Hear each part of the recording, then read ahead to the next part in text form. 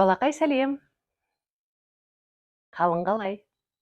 Сен санауды білетін боларсың, иә? Ал бүгін мен саған сандар жайлы ертегі айтып берейін деп отырмын. Тыңдауға дайынсың ба? Қане берірек жақында. Мен бастаймын.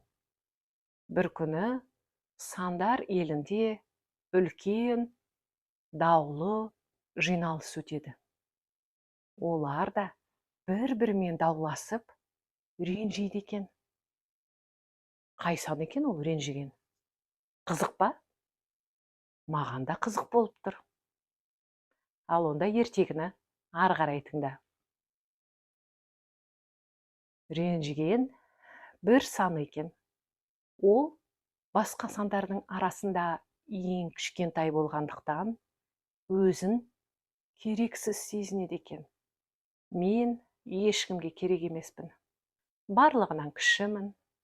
Ешкімге пайда әкелмеймін, дейді бір саны. Сол кезде екі саны сөз алады. Сенсіз ешбір сан басталмайды. Сен болмасаң, мен де болмас едім, дейді. Иә, рас, дейді үштік. Мысалы, ойында жарысқанда бірінші орын әрдайым саған бұйырады. Иә, солай, деп барлығы шу ете түседі. Кітаптағы беттер де алдымен сенен басталады, дейді төрт саны.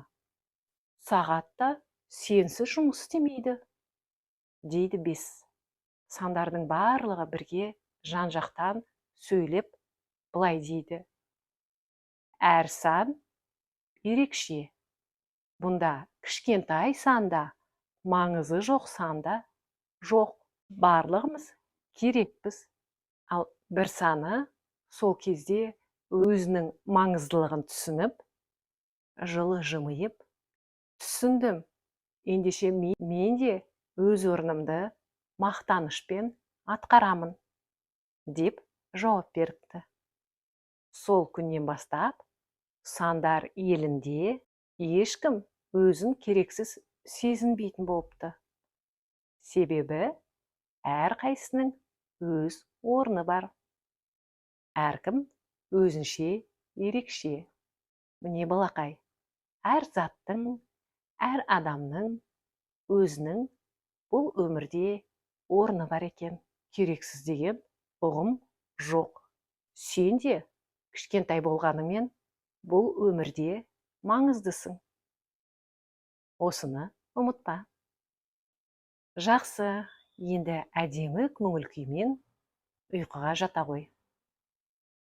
Келесі кездескенше.